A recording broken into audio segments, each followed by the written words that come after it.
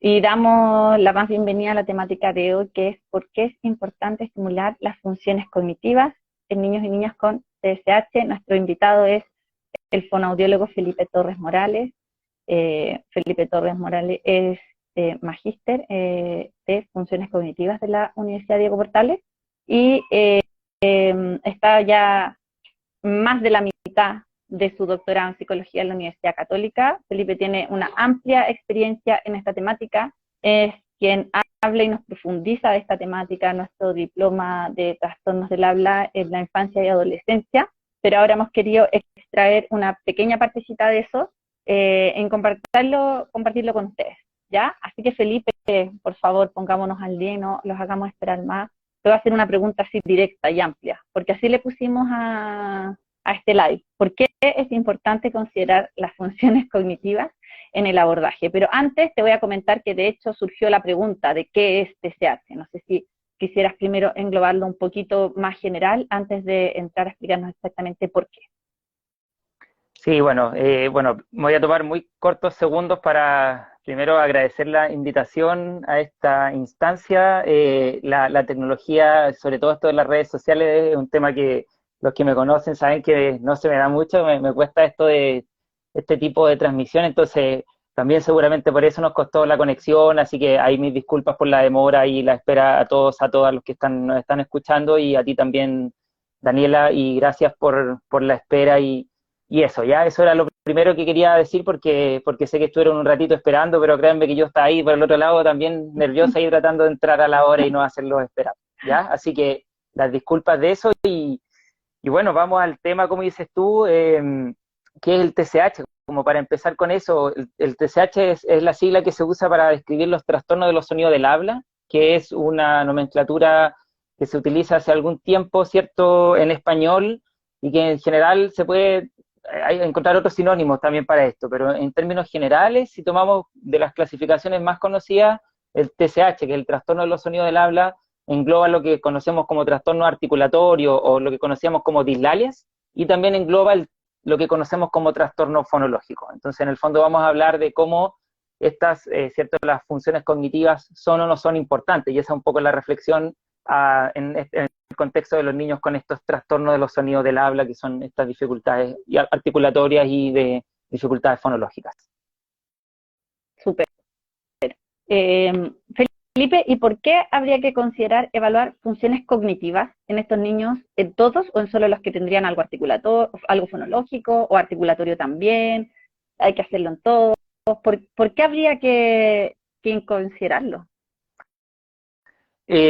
Bueno, lo primero que hay que tener en cuenta es el hecho de que desde un punto de vista cognitivo, ¿cierto? Desde una perspectiva más cognitivista, las funciones cognitivas están todas relacionadas en su desarrollo. Unas se necesitan de las otras. Y en ese contexto hay bastante evidencia de que el desarrollo del lenguaje necesita de otros procesos cognitivos a la base. Ya, por ejemplo, la memoria, los sistemas de atención, pero en particular hay mucha evidencia de cómo las funciones ejecutivas son importantes para poder favorecer el desarrollo del lenguaje. Entonces hay mucha evidencia, por ejemplo, y me voy a acercar un poco al tema del TCH, pero me parece importante dar este contexto, ¿cierto? Hay mucha evidencia de cómo las funciones ejecutivas son importantes para el desarrollo del vocabulario, ¿cierto? Por ejemplo, la memoria de trabajo es súper importante para desarrollar vocabulario. Por ejemplo, en morfosintaxis hay mucha evidencia de cómo el control inhibitorio, la flexibilidad cognitiva, la memoria de trabajo son importantes para la morfosintaxis. Bueno, eso da cuenta de que efectivamente el funcionamiento cognitivo, incluyendo el lenguaje, acordémonos que el lenguaje también es una función cognitiva, se desarrolla en interacción entre los distintos procesos cognitivos. Por lo tanto, ahora, si vamos al desarrollo fonológico, que es lo que tiene que ver con la conversación de hoy día, el desarrollo fonológico también es un aspecto que tiene que ver con el lenguaje, ¿cierto? Con el habla y con el lenguaje. Por lo tanto, sin duda que es mucho más, menos evidente y menos directo, pero porque uno podría decir, bueno, pero ¿qué tiene que ver la cognición con la fonología? ¿Qué tiene que ver la cognición con el habla? Que es una relación que parece mucho menos evidente, pero efectivamente hay bastante evidencia que el desarrollo de la fonología, sobre todo, necesita, ¿cierto?, también del funcionamiento ejecutivo, de las funciones ejecutivas. Entonces, hay bastante estudio, por ejemplo, cómo la memoria de trabajo, particularmente la memoria de trabajo fonológica, favorece el desarrollo de la fonología. Entonces, Ahora, en el caso de las alteraciones, por ejemplo, el TSH, uno lo podría ver en sentido inverso. Una alteración fonológica también a la base, ¿cierto? Puede estar relacionada con alteraciones en las funciones ejecutivas, particularmente en la memoria de trabajo fonológica, que es donde hay mucha más evidencia. También hay algunos estudios respecto de la importancia de la flexibilidad cognitiva en los niños con TSH. Hay mucho menos estudios del control inhibitorio, pero hay que considerar que estos temas son temas súper nuevos también. La función ejecutiva antiguamente no se consideraba importante para el habla, para la fonología, pero actualmente sí, por eso la evidencia es más actual, ¿cierto? Los papers, las investigaciones son mucho más actuales, pero están mostrando bastante evidencia de que efectivamente en los niños con TSH encontramos dificultades en algunas funciones ejecutivas. Y como te decía, la más importante es la memoria de trabajo fonológica, que es la que ya bastante aceptada de que esta dificultad, ¿cierto?, se encuentra en los niños con TSH y eso es importante considerarlo porque tiene importantes matices en términos prácticos. O sea, nosotros en la práctica estamos considerando, por ejemplo, la evaluación y la intervención de las funciones ejecutivas en los niños con TSH, o nos centramos más bien en otros aspectos como la percepción auditiva, la conciencia fonológica. Entonces ahí es un tema interesante como de discutir. Si efectivamente estos son elementos que estamos actualmente considerando y pareciera importante por la evidencia actual considerarlos, tanto en procesos de evaluación como en procesos de tratamiento.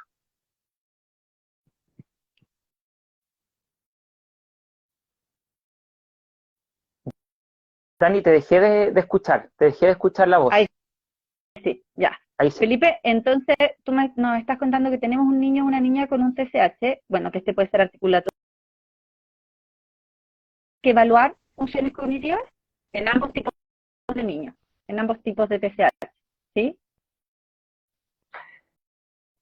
Claro, el tema de los tipos de TSH es una pregunta bien interesante porque, claro, nosotros hablamos de los trastornos de los sonidos del habla como un gran paraguas, ¿cierto? Como un constructo grande, que son los niños que tienen dificultades en la producción fonológica, finalmente ese es como uno de los factores que se relacionan con los TSH. Todos estos niños tienen problemas en la producción fonológica, pero claro, efectivamente hay distintos tipos de TSH, como tú planteas, ¿cierto?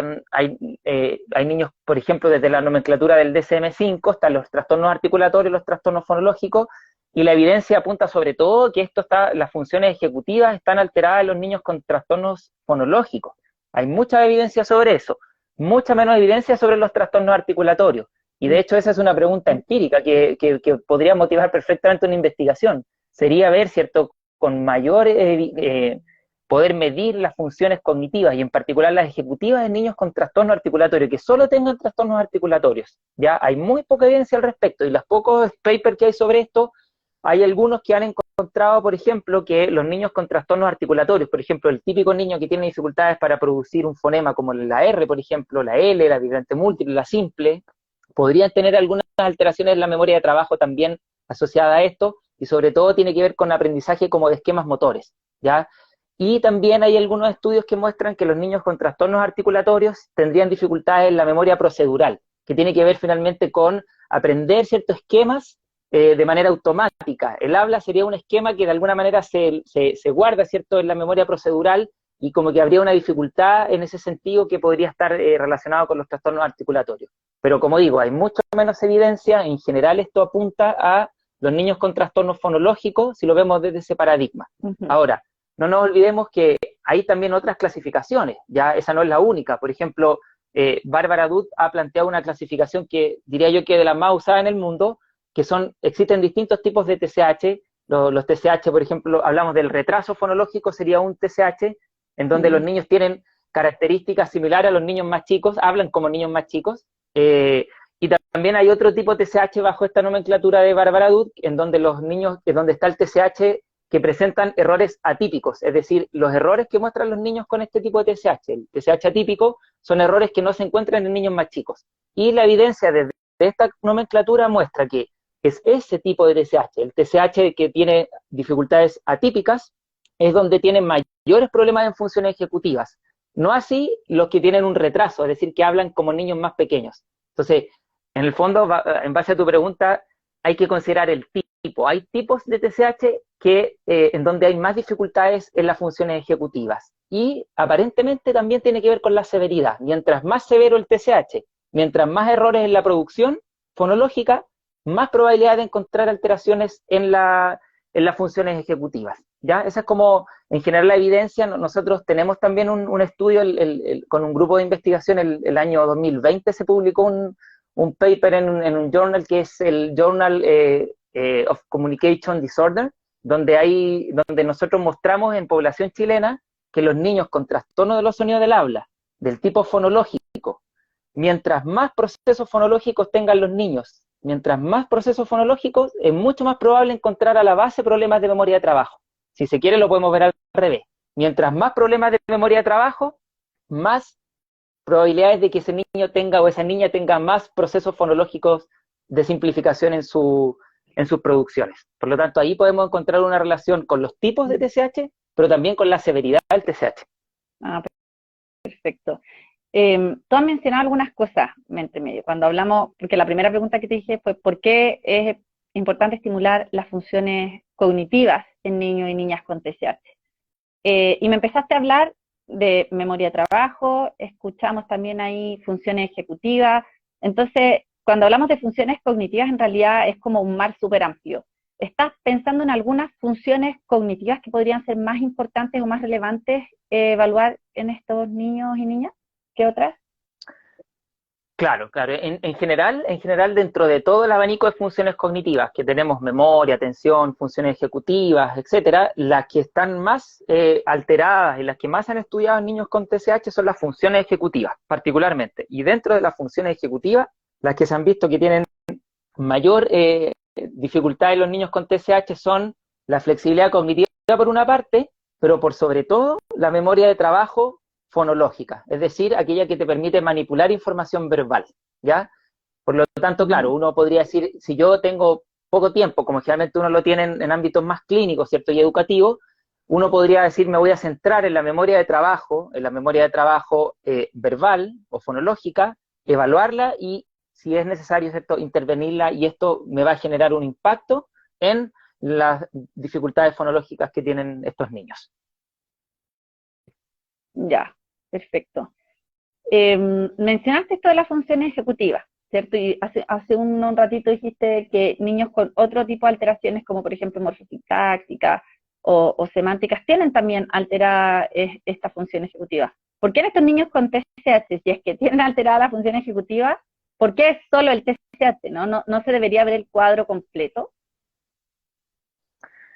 Claro, claro, es una muy buena pregunta, una muy buena reflexión, porque finalmente esa es una pregunta que no tiene respuesta, o que en general se plantea en la discusión en la literatura, y esa pregunta que tú planteas se plantea como una pregunta abierta, porque finalmente uno dice, claro, tienes toda la razón, si tenemos niños con TSH que tienen problemas de memoria de trabajo, conocemos, está completamente documentado que la memoria de trabajo permite el desarrollo también de otras habilidades lingüísticas, el vocabulario, la morfosintaxis, pero ¿por qué estos niños, como dices tú, no tienen problemas morfosintácticos? Porque es solo un TSH, ¿cierto? Entonces, claro, es una pregunta interesante que probablemente no tiene una respuesta cerrada, pero lo que se ha planteado en general, ¿cierto?, es que muy probablemente hay distintas posiciones teóricas, pero hay algunos autores que se plantea la pregunta, ¿existirá realmente el TSH? ¿Solo el TSH?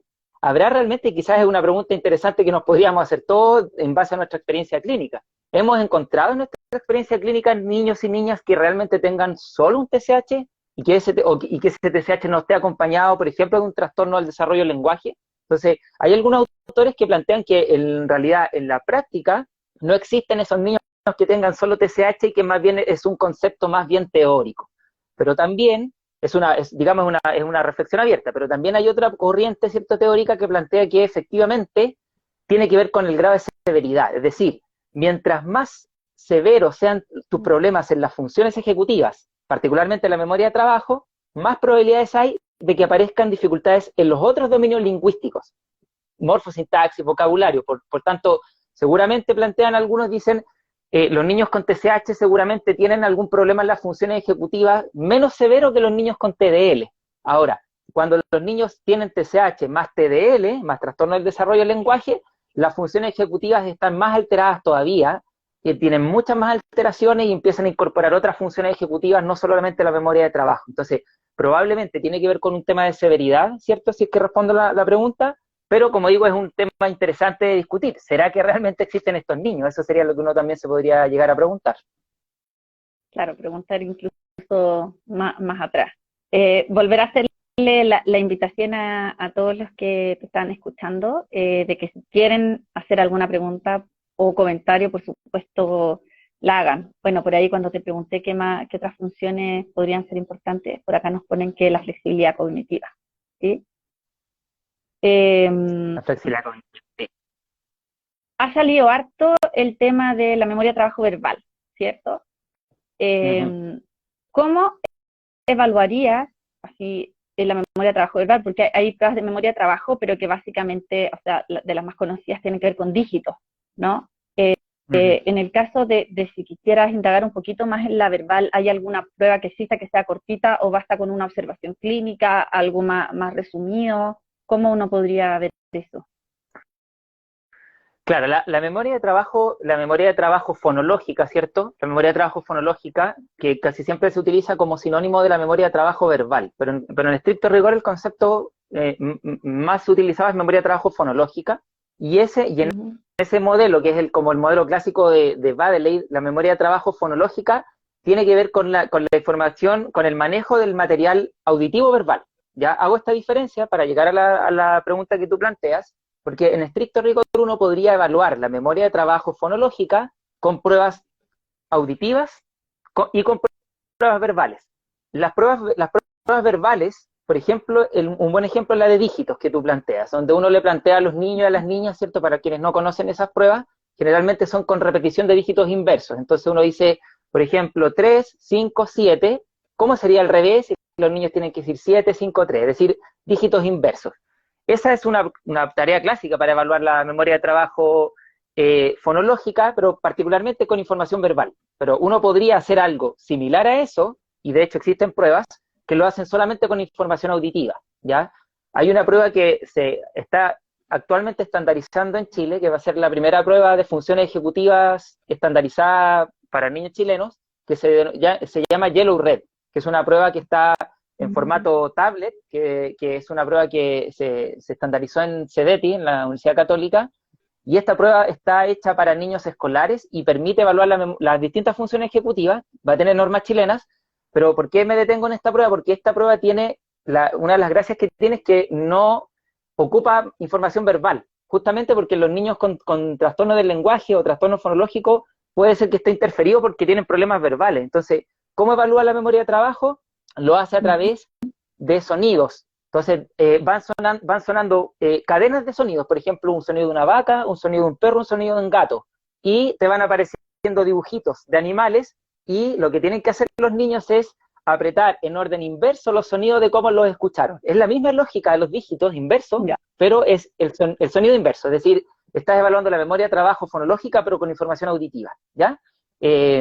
Esa prueba, por ejemplo, me parece a mí que va a tener importante aplicación para niños con trastorno del lenguaje, porque te va a permitir limpiar un poco la variable verbal, y de hecho, yo estoy participando en esa investigación. Vamos a tener unas normas particularmente para niños con trastorno del desarrollo del lenguaje. Vamos a ver cómo los niños con TDL actúan en estas pruebas. Entonces, ahí vamos a ver en el fondo limpiando la carga verbal. ¿Ya? Eso es como una forma de evaluarla, y la otra forma clásica, que también hay pruebas de eso, son la repetición de logotomas, que son pseudopalabras. Entonces, a los niños y a las niñas se les pide que repitan pseudopalabras. Y hay pruebas de esas también. Por ejemplo, hay una prueba de Aguado, que se llama repetición de pseudopalabras, que tiene normas españolas, pero que también las podemos usar como referencia, y es que los niños vayan repitiendo pseudopalabras que uno les va diciendo, que van aumentando en complejidad, parten de 2 sílabas, después de 3, después de 4 y después de 5, pero son solamente pseudopalabras y tienen que repetir ellos. Y mientras más parecido lo hacen al modelo, significa que mejor está su desempeño en la memoria de trabajo, y ahí obtienes un puntaje. Perfecto. Eso más o menos. Súper. Tenemos una pregunta ahí, pero antes de escaparnos, para no escaparnos del tema, porque va ligado. En el fondo, te acabo de preguntar cómo poder hacer esta como evaluación, ¿cierto? Ahí me contestaste Vamos a ponernos en el lugar de un niño que está como, que sale bien mala en su evaluación. Ya ponte tú que logotomas de 2 sílabas no la achunta mucho.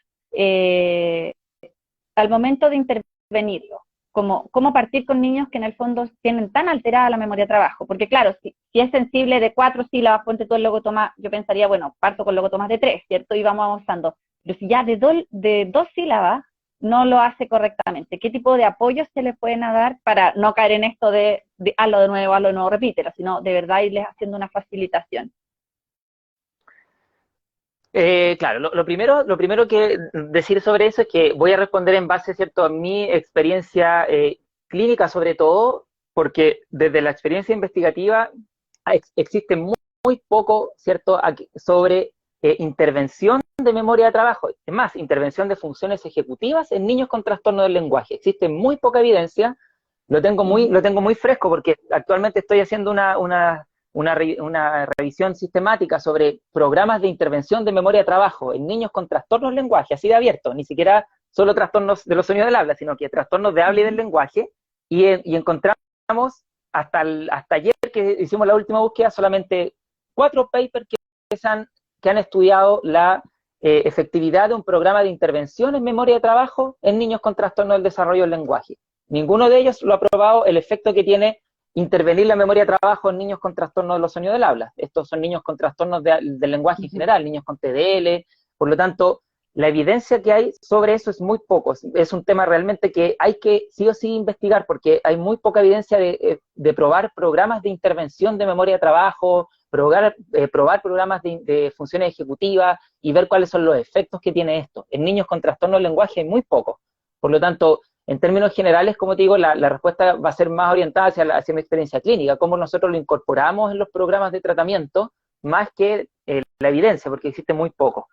En general, mi sugerencia es que nosotros incorporemos la memoria de trabajo en la evaluación primero, obviamente, pero si está alterado, y como tú dices, está muy alterado, yo sugiero partir con actividades muy sencillas inicialmente, muy sencillas, y aquí hay una cosa que me parece a mí que es crucial, que probablemente nosotros no vamos a aspirar a trabajar solamente la memoria de trabajo, porque claro, la memoria de trabajo se trabaja idealmente, para poder trabajar solo memoria de trabajo, tendríamos que hacerlo con actividades en donde no haya carga semántica. Por eso se trabaja con pseudopalabras, con sílabas, con dígitos, porque no tiene una carga semántica, porque si tuviese carga semántica ya estás ayudándote por la memoria semántica. Sin Ya. embargo, en niños más pequeños o que tienen muchas dificultades de memoria de trabajo, yo sugiero partir trabajando con actividades aunque tengan carga semántica. No vas a estar seguramente trabajando solo la memoria de trabajo, sino que también vas a estar trabajando a lo mejor la memoria de corto plazo, vas a estar trabajando un poquito la memoria semántica, pero no importa, porque igual estás trabajando de alguna manera la memoria de trabajo.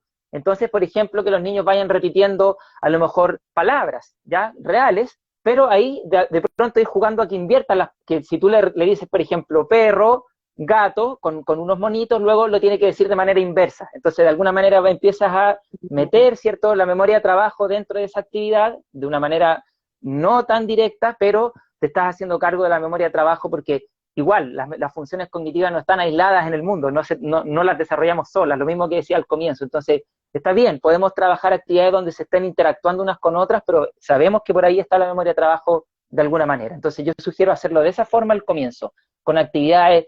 Pueden ser con trabalenguas, donde los niños tengan que memorizar algunas cosas que no manejan, donde con palabras conocidas, que vayan nombrando en orden inverso algunas palabras, que vayan asociando sílabas con algunas figuras. Por ejemplo, a esta estrella le vamos a llamar pa, a este cuadradito le vamos a llamar to, y tengan que ir jugando con eso, y vamos haciendo secuencias de estrellas y cuadrados, no sé, pa, to, pa, etcétera. Es decir, jugar con sílabas, con palabras, aunque sean conocidas, pero de esa manera vamos a ir trabajando en niños que tengan más dificultades y también en niños más pequeños. Me queda súper claro. Muchas gracias. Y una de las preguntas que están acá es cómo intervenir en los niveles del lenguaje. O sea, aquí ya no nos está hablando de alguno en particular, sino en los niveles del lenguaje con foco en la memoria de trabajo. En general, uno lo que debiese considerar es como a la hora al menos de hacer la planificación, es mirar estos elementos por separado. Voy a explicarme bien porque evidentemente en el tratamiento está bien lo que plantean, uno los puede trabajar en conjunto, es decir, no voy a trabajar la memoria de trabajo aislada de los otros aspectos lingüísticos, porque están relacionados. Pero claro, pero en la hora de planificar, lo ideal es que podamos considerar que los aspectos lingüísticos es una cosa, el lenguaje es una habilidad cognitiva y la memoria de trabajo, ¿cierto?, es otra habilidad cognitiva que está dentro de las funciones ejecutivas. Por lo tanto, a la hora de planificar, yo sugeriría trabajarlos, mirarlos por separado, estos elementos, es decir, qué cosa incorporo para incorporar la memoria de trabajo. Sin embargo, a la hora de ejecutar una actividad, yo podría perfectamente trabajar en conjunto estos elementos. O sea, podría trabajar en conjunto, por ejemplo, si estoy trabajando categorías semánticas dentro del aspecto semántico del lenguaje, ocupar estas mismas categorías para, por ejemplo, si estoy trabajando animales, ocupar animales para que los niños vayan trabajando su memoria de trabajo. Y como te decía, que vayan nombrando animales como lo escucharon y después que los vayan nombrando en orden inverso a como lo fueron escuchando. Es decir, puedo tratar, ¿cierto?, de combinar estos elementos en una intervención, pero teniendo claro que en el foco, ¿cierto?, son procesos cognitivos distintos. ¿Sí? Ya. Eso es básicamente. No sé si respondo la pregunta. Yo creo que la respondes, tal vez en lo semántico nos va quedando como más claro, pero por ejemplo en lo morfosintáctico, ¿se podría mezclar? También el morfosintáctico. Por ejemplo, si yo estoy trabajando, ¿cierto?, morfosintaxis, consideren también que hartas veces lo que uno hace en la intervención es que toma alguna decisión terapéutica, por ejemplo, a través de alguna ayuda, para tratar de disminuir la demanda de la memoria de trabajo que está teniendo la actividad. Eso es interesante de considerar. Por ejemplo, si yo estoy trabajando un tipo de estructuras morfosintácticas, supongamos que estoy trabajando un artículo con un sustantivo, el niño come pan, un artículo, un sustantivo, ¿cierto?, un verbo y un objeto, el niño come pan. Entonces, si yo estoy trabajando esa estructura gramatical con algunos niños, esa estructura gramatical, estoy trabajando morfosintaxis, pero eso también está demandando mucho la memoria de trabajo del niño o de la niña, porque requiere que maneje, ¿cierto?, una cantidad de palabras importantes dentro de una estructura con un determinado orden, es decir, está necesitando memoria de trabajo. Por lo tanto, yo podría tomar alguna decisión terapéutica que vaya en pos de ayudar un poco su memoria de trabajo para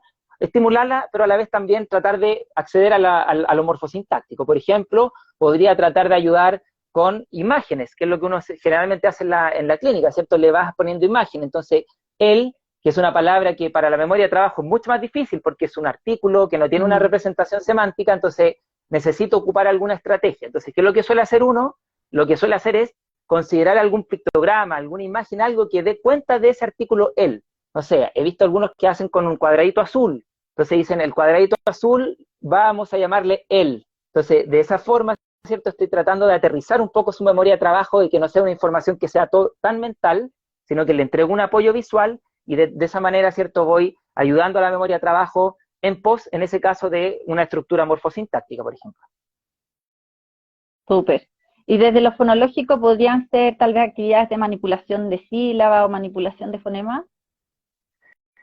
Y desde lo fonológico podrían ser actividades de manipulación de sílabas, podrían ser actividades de manipulación de fonemas, ¿cierto? Que es conciencia fonológica, pero también hay tener en cuenta que la conciencia fonológica es una habilidad distinta a la memoria de trabajo, que hay hartos elementos compartidos.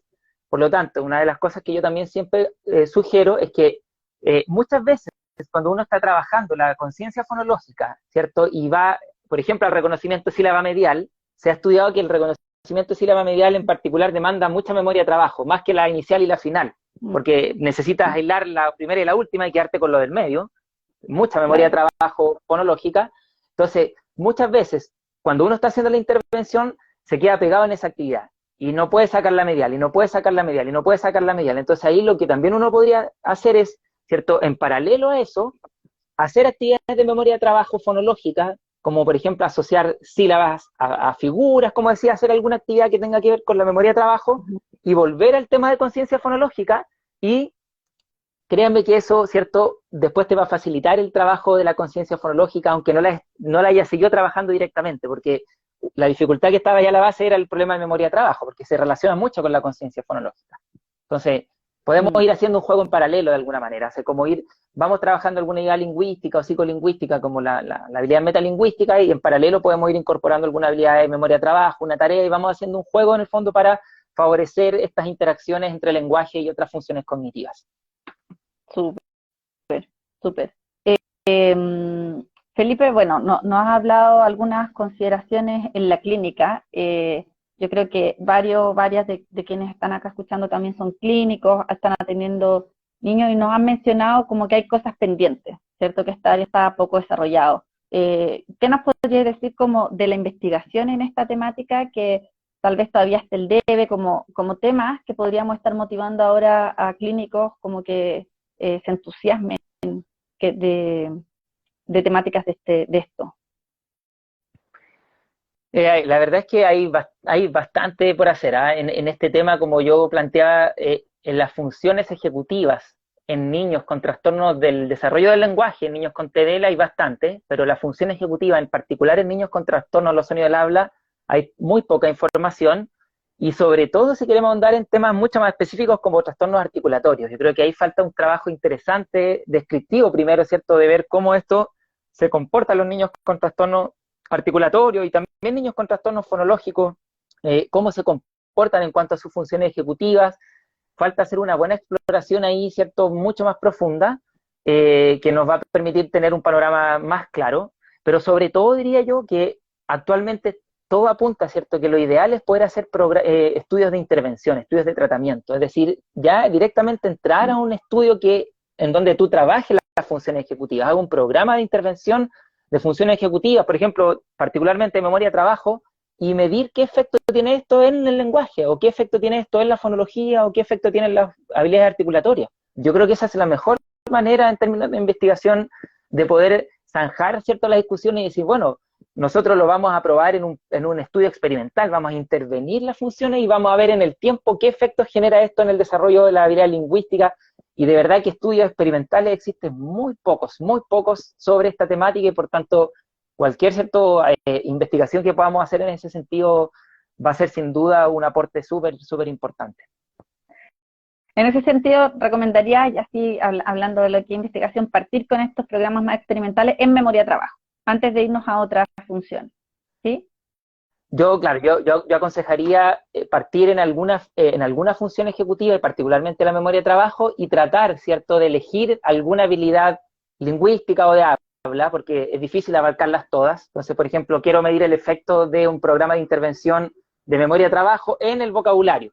De los tres estudios que nosotros, encontramos 4 estudios, pero de esos 4 estudios, 2 de ellos se centraban en morfosintaxis, es decir, intervenían la memoria de trabajo y veían qué efectos tiene la morfosintaxis. Y esos 2 estudios encontraban un efecto positivo, es decir, al trabajar memoria de trabajo veían que incrementaban su habilidad morfosintáctica y lo interesante es que no ocurría al revés, es decir, cuando trabajaba la morfosintaxis directamente, no mejoraba la memoria de trabajo al otro lado. Entonces, en ese sentido apunta que la dirección de la flecha parece que va allá, memoria de trabajo hacia habilidades lingüísticas, y no hay estudios sobre impacto en fonología, por lo tanto eso sería todo nuevo, saber cómo eso ocurre en los casos de la fonología y de las habilidades articulatorias. Ya, cualquiera, ahí hay varias temáticas, está súper interesante lo que estás comentando. Si alguno de nuestra asistente tiene alguna pregunta para nuestro expositor, atrévase nomás a hacerla, tenemos que aprovecharlo. Felipe está muy sumergido en esta área, sabe mucho, así que con toda confianza. Felipe, te he hecho varias preguntas, vinculadas obviamente a lo mismo. No sé si me está quedando, hay algo que nos quieras decir que yo no te lo haya preguntado, que pueda estar quedando en el tintero en esto de la estimulación de las funciones cognitivas en niños y niñas con TSH. Lo que quizás ya hemos mencionado, pero que siempre me gusta reforzar mucho, yo sé que probablemente hay muchos y muchas clínicas, ¿cierto?, que trabajan en contexto educativo, y yo creo que es súper importante tener en cuenta estos elementos en la actividad de evaluación y de intervención, porque si no, finalmente uno dice, las investigaciones quedan en eso, ¿cierto? No sé si realmente sirva solamente estar describiendo, sino que es importante que esto baje hacia la actividad práctica, y en ese sentido yo vuelvo a insistir, me parece súper importante que a pesar de que yo sé que el contexto siempre hay poco tiempo, incluso para evaluar habilidades lingüísticas, que es lo que nos convoca principalmente, pero yo sé que hay poco tiempo, pero yo creo que con una pauta corta de evaluación, 5 minutos, nos demoramos en pasar una prueba de evaluación de memoria de trabajo fonológica, podemos complementar el proceso evaluativo en estos niños y sin duda tener una información que es muy valiosa para el proceso de tratamiento. Por lo tanto, los invito a que lo traten de incorporar. De verdad no van a ser más de 5 o 10 minutos, y podemos usar estas estrategias para, idealmente sería que evaluemos todas las funciones cognitivas o todas las funciones ejecutivas y todo, pero yo sé que en la práctica es difícil. Por lo tanto, tratar de centrarse en la que sí hay mucha más evidencia que en la memoria de trabajo fonológica, y eso no nos va a llevar tanto tiempo, pero sí nos va a dar una pista importante para los procesos de tratamiento. Así que solo eso, volver a invitar a que eso lo tomen en cuenta, lo consideren, y yo creo que agradezco justamente esta invitación, porque me parece que eso es importante, que podamos reflexionar acerca de ese impacto en la actividad clínica propiamente tal, que finalmente es lo que hacemos nosotros en la práctica. Súper. Son recosto estas instancias reflexivas también en el fondo, porque tú hablas y uno se empieza a cuestionar también qué tanto, qué lugar en realidad yo le estoy dando a esto, si es que se lo estoy dando o no se lo estoy dando, así que te lo agradecemos mucho. ¿El test de pseudopalabras está libre en la web? El test de pseudopalabras está libre en la web, sí, está libre en la web, lo pueden buscar, es de Aguado, y se llama test de pseudopalabras, y ese está, aparece, hay digamos, es un formato primero teórico donde te da como la importancia de esto en los niños con trastorno del desarrollo del lenguaje, y después aparece el archivo que es la lista de pseudopalabras. Son dos listas, una de pseudopalabras frecuentes y otra de pseudopalabras no frecuentes, ¿ya? Que tiene que ver con la frecuencia del uso de esas sílabas en el español. Entonces, pero está de libre acceso, lo pueden descargar, y eso lo pueden usar como una medida. No tiene normas chilenas, pero nos sirve como una medida importante. Yo, en general, esa prueba la uso harto en clínica, porque me parece a mí, ¿cierto? Hay algo también de eso publicado, que las pruebas de dígitos, cuando le hacemos repetir dígitos inversos, es muy difícil para niños muy chicos, porque si tú se lo pasas a un niño de kinder, por ejemplo, de primero básico, probablemente todos van a tener 0 en la prueba de dígitos inversos, porque es una prueba difícil. Pero en cambio estas de pseudopalabras te permite tener mayor caracterización en niños más chicos, en niños de kinder. Por ejemplo, yo paso bastante esta prueba de pseudopalabras y te da información súper importante y te permite discriminar quiénes tienen más o menos problemas en la memoria de trabajo. Así que se la sugiero harto esa prueba. Súper, súper. Qué bueno que lo comentan y qué bueno que lo preguntaron. Así que ahí son bienvenidas las preguntas. Felipe, nosotros te invitamos a hacer clases de esta temática en nuestro diploma de trastornos del habla, que ahí pasó el dato, va a partir en junio. Si alguien está interesado puede pedir el programa, revisarlo, y precisamente te invitamos con esta temática. En el diploma todavía se puede profundizar más, hay mucho más de lo que tú has comentado ahora. Sin duda, sin duda, este es un tema que da para profundizar con bastantes elementos más. Estamos ahora, ¿cierto?, en una conversación que es bastante superficial sobre el tema, y sin duda que cada uno de estos elementos se sigue profundizando mucho más en estas cápsulas, en estos módulos, ¿cierto?, donde hablamos del trastorno de los sonidos del habla en el diploma. Profundizamos mucho más en términos de evaluación, por ejemplo, y también en términos de estrategias terapéuticas, cómo realmente se intervienen estas distintas habilidades cognitivas según las edades distintas. No para todas las edades vamos a hacer lo mismo. Por lo tanto, sí, es un tema que efectivamente, como tú planteas, en este corto rato que llevamos conversando no se puede profundizar con tanta como uno quisiera, pero en esa instancia de diploma sí se profundiza mucho más y vemos muchas más estrategias aplicadas, que es lo que de repente uno también quiere buscar, ¿cierto? Es como, ya sabemos que está alterada la función ejecutiva, ya sabemos que está alterada la memoria de trabajo, pero bueno, ahora cómo nos hacemos cargo de eso. Entonces, sin duda que eso también es un tema que es necesario profundizar, y ahí en esa instancia lo hacemos. Súper, gracias Felipe. No sé si alguien más de nuestros asistentes tiene alguna última preguntita que hacerte.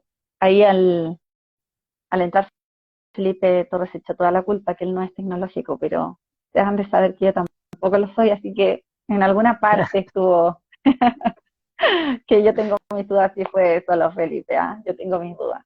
Así que de verdad, gracias por la espera, por la paciencia que tuvieron. Eh, y Felipe, si después nos llega alguna duda ahí con efecto retardado que haya surgido después, te la podemos hacer llegar, ¿sí? Por supuesto, de todas maneras. Ahí Súper, nomás me haces llegar y ahí lo vamos respondiendo. súper, te lo agradezco mucho. Como no hay más preguntas ahí del público, te agradezco mucho, respondiste varias de las preguntas desde las más generales, porque es importante intervenirlo hasta ir diferenciando según TCH, hablamos de pruebas de evaluación, hablamos concretamente de cómo comenzar a intervenir, así que con tu experiencia de investigador, de estudiante y de clínico, estamos muy, muy agradecidos de este tiempo que tuviste para todos nosotros y nosotras. Gracias a ustedes, Muchísimas muchas gracias. gracias por la invitación nuevamente y gracias a todos y todas por haberse conectado y estar escuchando. Gracias. Nos vemos, que estén bien. Nos vemos. Chao, Chao. chao.